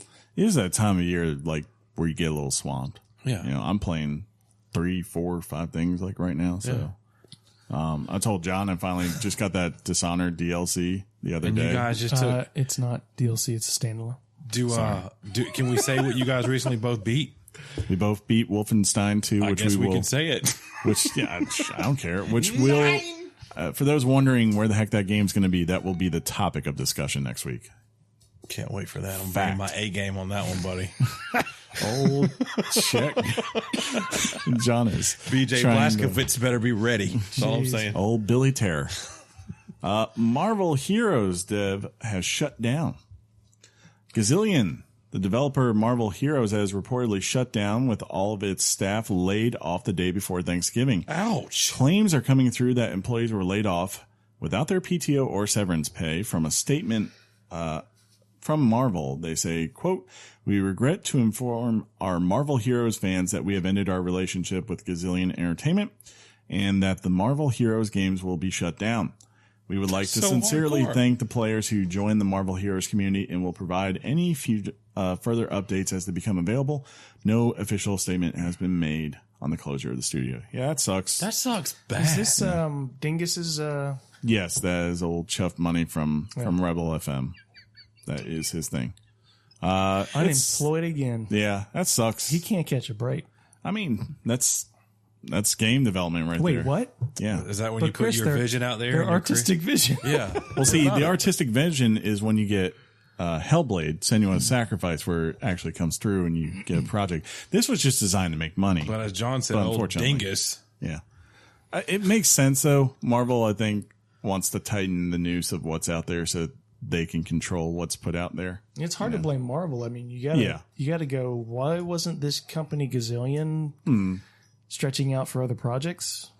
It's like they thought Yeah. they had the money with Disney. It was really sudden, though, because they were pretty much every time Marvel was putting out a movie, they were updating it with new characters and skins based off that movie. So it's like, I can't imagine it's because of monetary reasons. It's got to be because they're planning to do something else. Can you just not give somebody their money when you fire them? Work to right state. Right. Or right to work, yeah. Work to right state, Yeah, yeah. sorry, that's the way it is. He's right. Right to work state, I mean, basically says, Do we know that that's a right to work state? Is Is every state a right to work state? outside if of they did this, yes. outside of states, like, it's primarily the Northeast and the Midwest that are not right to work states, and that's because Are we right of to work states? We are right to work states. Oh, yes, no. yeah. The Northeast and the Midwest are the I've got union PTO. states, so a lot of them, they have a lot of protections and union contracts that say you must do this if you do that.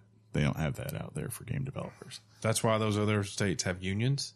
That's why a lot of people have been talking about the idea that game developers need to form a union just because, like, it's become very common now. It's like, hey, you have this process where companies build up and they hire a bunch of people and they come in and they're told to push to extremes to get the product out in time.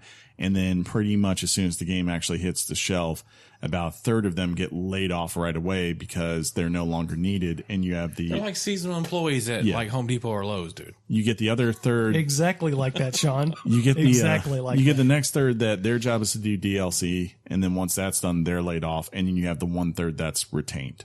Yeah. You know? And that's it sucks, but that's the way that that industry is right now. If you choose to be in that industry, man, Yeah. you know it going in. Yeah, I mean, if you get to the high levels, you're very thankful and lucky, and it's probably because you've had this experience at least some point in your career. The day before Thanksgiving, though, dude. Yeah, that's the Hardcore, part. man. Oof. Like, you don't get no money for like Black Friday. And you don't have a Chuck job? Money was engaged too. He is engaged. He is rather. engaged. Yeah. It's not like he died, but I'm sure someone will. I have a feeling, he's pretty well big in the games media and development industry. So I don't know, man. Between Daylight, remember that horror game that he was working on back in the day? not Daylight, Daybreak. Day something. Yeah. Jessica Chobot was working on it. She was a writer on that game. When that game tanked and the studio closed, he was like out of work for 6 months to a year. Yeah.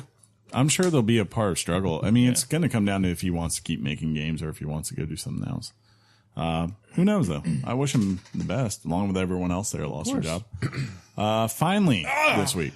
I just Got ready for the last thing? Yep, me too. Dude, Finally this week. What? it's not on there.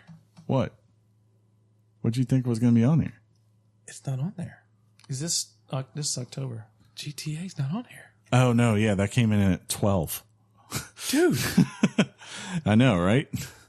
Anyways, did you just realize it too? MPD for October. Year-to-date consumer spending in the U.S. on video games is up 3% to $4.2 billion, though video game spending was down 11% from last October, mainly due to softer software sales. Nintendo Switch. Great job. Due to software sales. Right? Good job, buddy. Nintendo Switch continued its winning streak as the top-selling console. Hardware spending is now up 19% in 2017, amounting to $2.3 billion in sales. PlayStation 4 is still the top-selling console for all 2017. Middle-earth Shadow of War was the top-selling game, with Assassin's Creed Origins and Super Mario Odyssey finishing second and third, despite only being out the final 4 days of the month. Bethesda entries, Evil Within 2 and Wolfenstein 2, did not impress with sales, however, ranking 13th and 14th respectively. Destiny 2 is now the best-selling game from the past 12 months. That's not too surprising, I think. Your top 10 in order are Middle-earth Shadow of War, Assassin's Creed Origins, Super Mario Odyssey, South Park The Fractured Butthole, NBA 2K18, FIFA 18, WWE 2K18, Madden NFL 18, people really like sports, Destiny 2, and Forza Motorsport 7, which is good for Microsoft because that's like really their only big exclusive this holiday season. GT Gran Turismo did not make the top 10, we should also know either. Also, it was like 11. Who cares? Well, that was Sony's big exclusive. Told you that game sucked. Who cares, dude? Yeah. They shouldn't have bundled it with the VR. Ooh. But you're going to buy the VR. I was going to buy it, then I realized the Black Let's Friday. go buy the Oculus Rift. It's $349. I don't know. I Is don't it have a $349? master race PC like you It's on got. sale right now. Wow. With it even comes with the little joysticks. Yep. The little motions. I think that the Shadow of War was due to the good sales of the Xbox One X. For sure. Well, Xbox One X wasn't out yet until November. You're dumb. But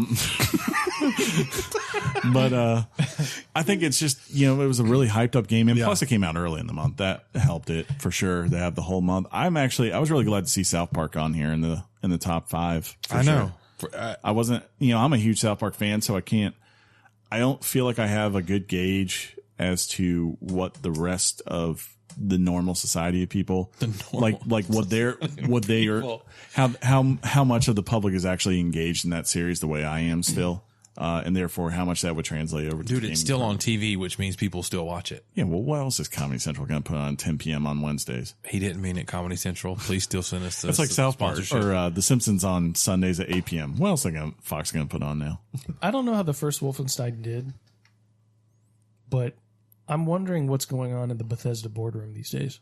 They obviously I wonder if their internal research is saying to themselves, we got to start releasing review copies. Well, they did with this. Limitedly. They released some. Yeah, they did release some copies of Wolfenstein 2 early for a review. How'd that work? I mean, it came out well. There just wasn't a ton of them out there. So I think the big thing to me, like we were talking about EA, and on the other side, I do think Bethesda is a company first and foremost that's about creativity and like doing things that they think are really cool. Like vision? Yes, they have vision and stuff. And they may be losing money. And they might be losing money. And this is where you have to find the balance, where it's like we talked about this it felt like a couple of weeks ago, where it's like they need to pull out of that date, and it's clear why they should. Well, to me, it's like, Yeah. do they wait till February where punching Nazis is no longer the thing on social media? It's like, no, John, when is it ever? We got whenever to is the capitalize best- on this punching Nazis thing.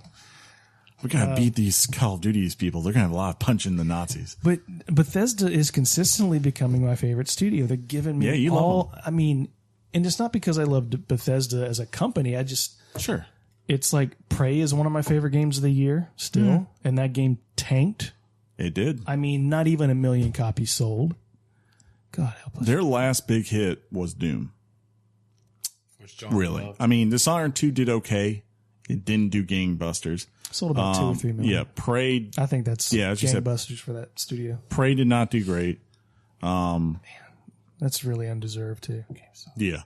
And then I'm trying to think. $20 what bucks else? on And now Wolfenstein. Fallout 4 is really cheap right now. I mean, the only thing they have, like to me, the one thing they have that like will always bail them out is anything Todd Howard puts out, and that's just because of the name behind Todd Howard. Whenever he can come up tomorrow and say Elder Scrolls 7, and everyone's going to go insane. But the new Elder Scrolls, when that comes out and they don't release it for review, it's going to take a month to get a review out. I agree. Dude, I think the Elder Scrolls Online is doing really good for them. I think that's where they are making their money. Well, hopefully so. Yeah. I think that's been their saving grace is like it started out shaky, but especially now with the Morrowind expansion and all that, they figured out how to make money on that thing. Yeah, and it's got a loyal fan base. We give them men their money. Their money. Man. I don't know, man. I hope they really. He beat me straight up. Yeah. And in my club, I splash the pot whenever I want. That's not what he said. Yep, you misquoted that. I know. All day long. Why are we turning into Mario? It's kind of like I'm a Russian Mario. Right. I don't know.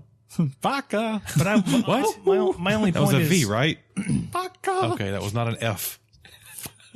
with Wolfenstein being in like the 13th or 14th, whatever, on the list, doesn't necessarily make it a failure, particularly when Prey was like number 2 or 3 on the MBT list when it came out. You might have heard it, listeners. There was some subtle gasp by my other two co-hosts as they realized that GTA 5 for the first time in I don't know how long was not in the top history 10 of this fine program. Yeah, and I think it's evident, obviously this time of year, October and November are the busiest months, and they're usually when the most, units get moved.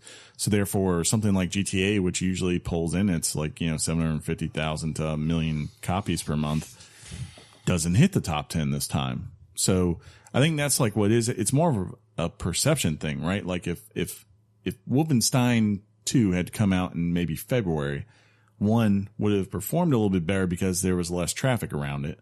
And 2, would it have appeared much higher on charts because there was less competition for it to go against? I don't know. I don't try to put too much stock into the month thing. I like to see the overall life cycle of a game. Sure. I think November, Wolfenstein was a game that was a Black Friday sale, and so was like a Grand Theft Auto. Those are going to boost those November numbers. So I'll see if people waited because they knew that was coming up, and they probably were like, I want to play that game, but let's see if it goes on sale. That could be a thing. With the exception of Fallout and Elder Scrolls, I think Bethesda's studio the game releases need to start hitting in the spring and the summer.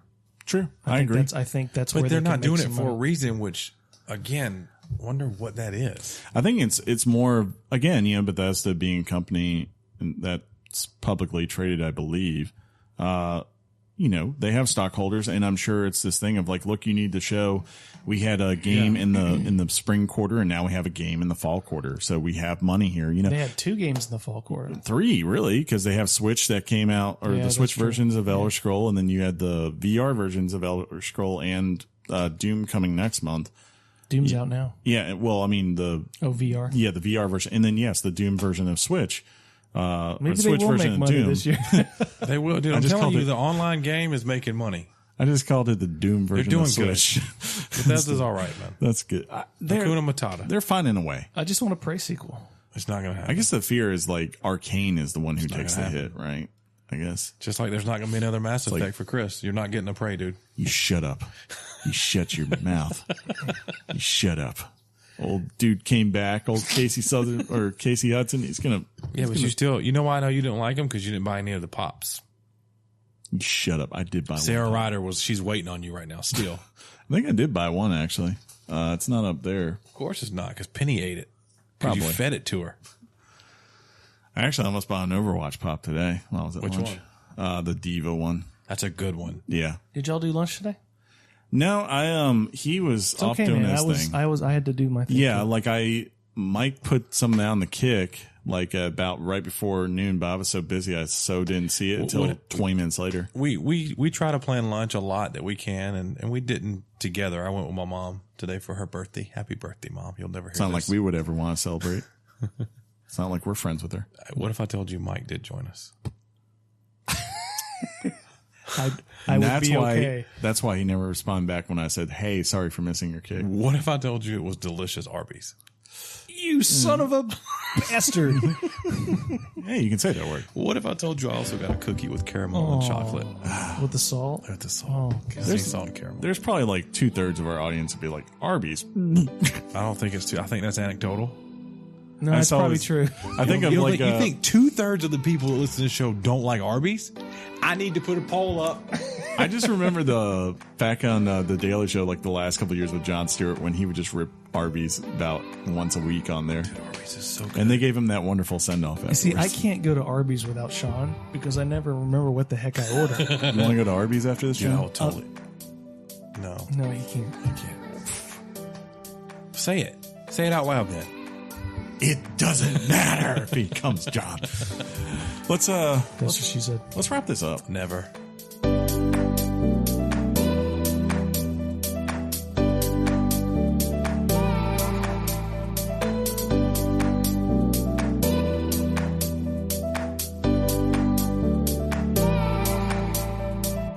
Email. Electronic mail. Email. You've got mail. I feel like I'm just not feeling the commitment to these loud. I turned into a robot. Dude, it's Monday. You were so far away from. It's Monday after a holiday. Electronic That's why mail. I'm so cranky and trolly. You're just an old That's man. why I'm attacking artists today and their visions. We have an email from Lion's Den.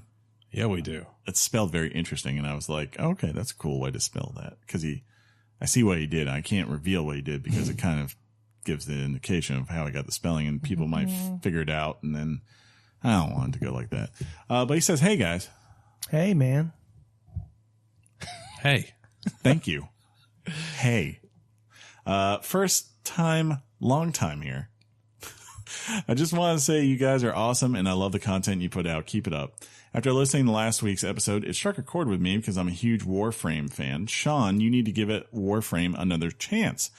I've only been playing it for the past month, so I can't speak to how bad it used to be, but I've heard terrible things about it at the time of launch, but you all are really missing out on its amazing gameplay that it has to offer now.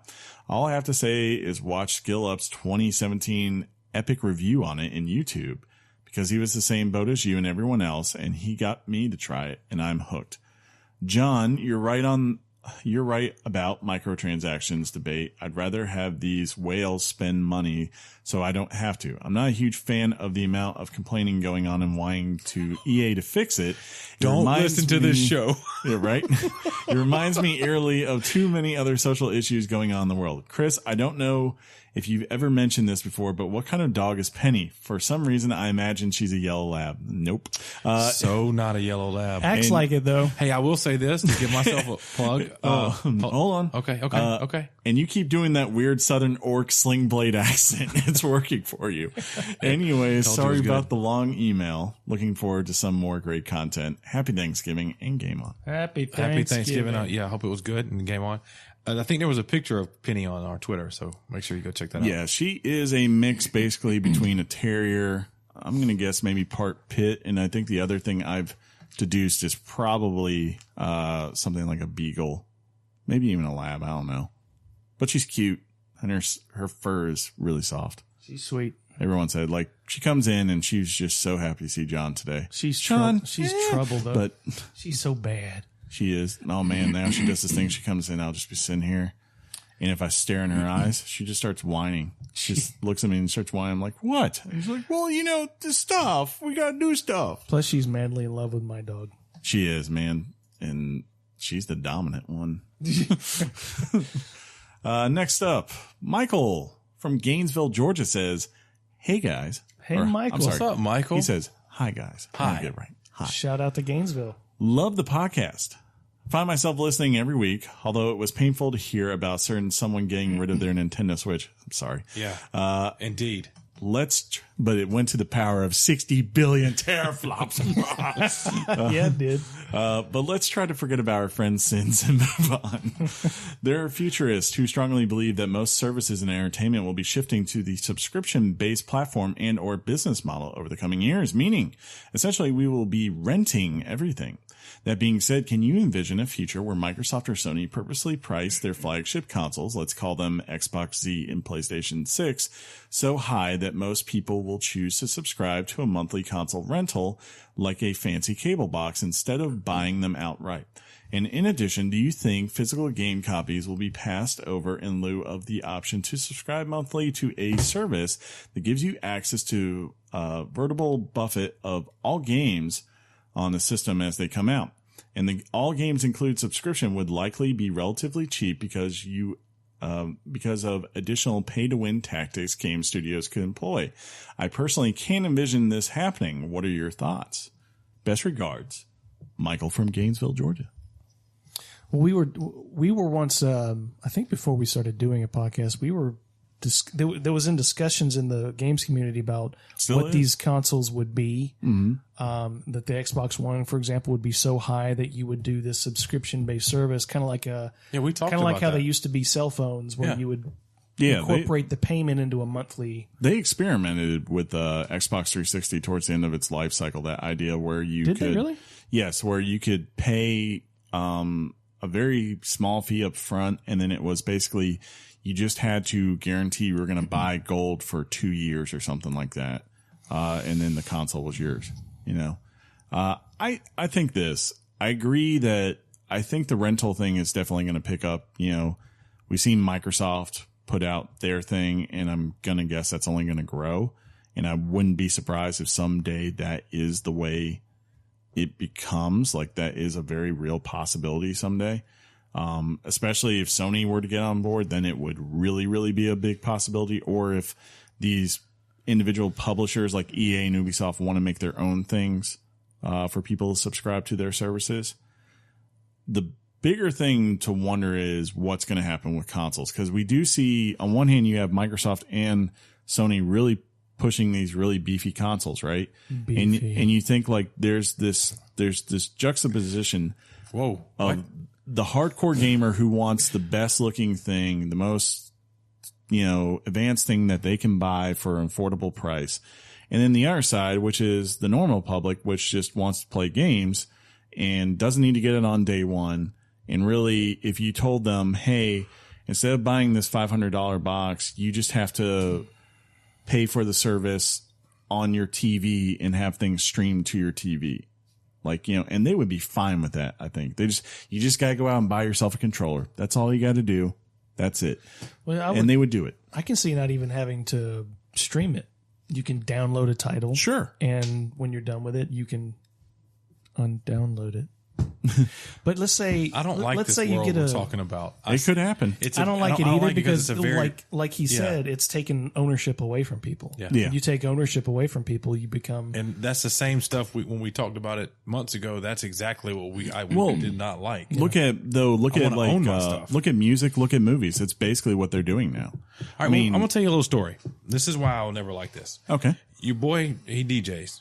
Okay? Yeah. It's in case we didn't. It's a fun fact. And the way I was doing, I had subscribed to a DJ service that was a streaming DJ service. Yeah, I remember this. Which meant that I could, if I was at a gig and I had Wi-Fi, I could stream a song or songs that I wanted to play. Sure. Or this particular service, I could download the songs only for offline use. They weren't mine. I couldn't burn them to a CD. I couldn't put them on a USB stick. I couldn't do any of that. Okay. And life was great when that happened. But what I didn't do was I didn't pay per download. It wasn't my song from iTunes or Amazon Music or whatever. And then one day, abruptly, the company decided we no longer want to exist. We're out. And they decided to do that, in this case, on a Friday. And for DJs, that's like, are you serious? Fridays, the weekend party. Mm-hmm. So that's a recent example of stamping my belief in I always want to own what I have. I want it to be mine. Well, yeah. Even though it may be clouded in, do you really own it? Yeah, I paid 99 cents in iTunes and it's on my computer and I can put it on whatever I want to and put it in a car, on a stick, on my phone. I can do whatever I want to. So now here's the kicker though. I think like a lot of people like us, we think like that. Yeah. Our gigs. But even now, like I think my buddy Mikey, who used to be the guy of like, I want to get the CD. Because I just I want to make sure I own it and I have it here and I have a physical copy. I can look at the art books that are in it and all that kind of stuff. But now he even subscribes to Apple Music. And I think of like how many people now, like today, don't buy records or CDs or anything. They're subscribed to either Apple Music or Amazon Music or Spotify. Take your pick. There's so many services, and that is literally how they get their media. Like they're downloading people's custom playlists. They're downloading albums off of there as they come out, the day they come out, whatever. And that's how they run their lives. And you wonder, as much as we are enthusiasts of that, and we might want that pure version, that if society wants this, is that what this will eventually become? Yeah. That's been the fear that most gaming enthusiasts have, is that 100%. it's going to win out. If society wants it, Yeah. they're going to dictate it to happen. It's going to happen. I hope that Agreed. Hope that it doesn't. I love my Xbox and my PlayStation and my Switch. I love holding the games. Yeah. I love how they're different. Yeah, and it's like you can't a version of, even though a game exists on multiple platforms, let's say PlayStation, and we think of this, I say Amazon. Let's say Amazon goes under, which I know. Yeah. End like, of the world if that happens. Billions, But trillions. how about this? Barnes and Noble. I have a Nook. It's their digital Sure. reader. So I own digital content on that platform. What happens if Barnes and Noble goes under? Amazon buys their content. Well, see, what's funny though is Unless they don't. what's Yeah. funny about that is I believe the Nook saved Barnes and Noble. I think so too, but it's Definitely just for the short term. Yeah. They have so many issues. Like, I hate when you go in there and it's you look at a price online and then you go into the store and you're like, well, we're actually independent from our online stuff. So that like, price what? that's really nice online, can't offer that to you here in the store does bother unless me you too. pay for a membership. And you're just like, well, this is the exact reason why your competitor is winning. But just like I love the smell of a book, I love the smell of like a new video game. I love the smell of. Oh, we can't talk about that. Oh, yeah. I'm interested to see where this goes. But even ownership in a physical form is not infinite. I mean, No. you can have I can have a cartridge Or you on can a have Super NES, but that Super NES can crap out. Yeah. or even if you own a And movie, over time, it's just a matter of how long you have ownership. versus- Exactly. even a movie, it's yours, but it explicitly tells you, do not reproduce this. Correct. This is yours for your viewing, but you better not pirate it and do all that other stuff. You So better get the express permission of the NFL. the written, yes. Yeah.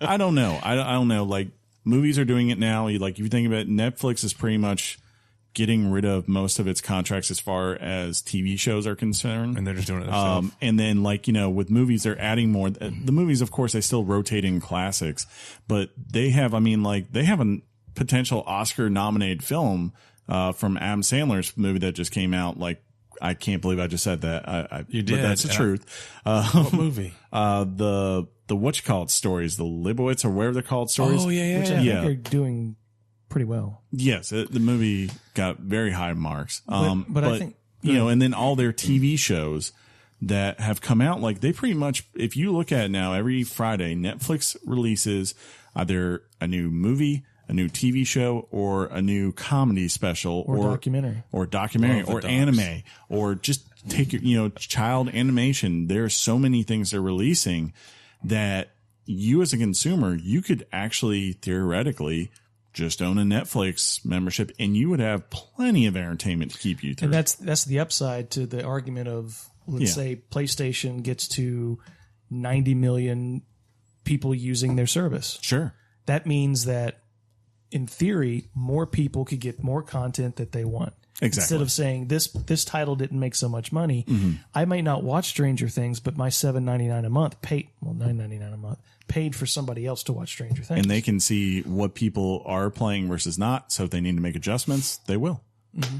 And so I don't know. We'll see. You bring up Stranger Things. They have a physical form of Stranger Things, which is amazing how they boxed it. It looks like a VHS tape. No kidding. Yeah, of the first season of Stranger Things. Do they have VHS then? Yeah. In 83? Yeah. I'm not sure. Fact was check it just then. coming. Fact check it then, bro. Okay. Bastard.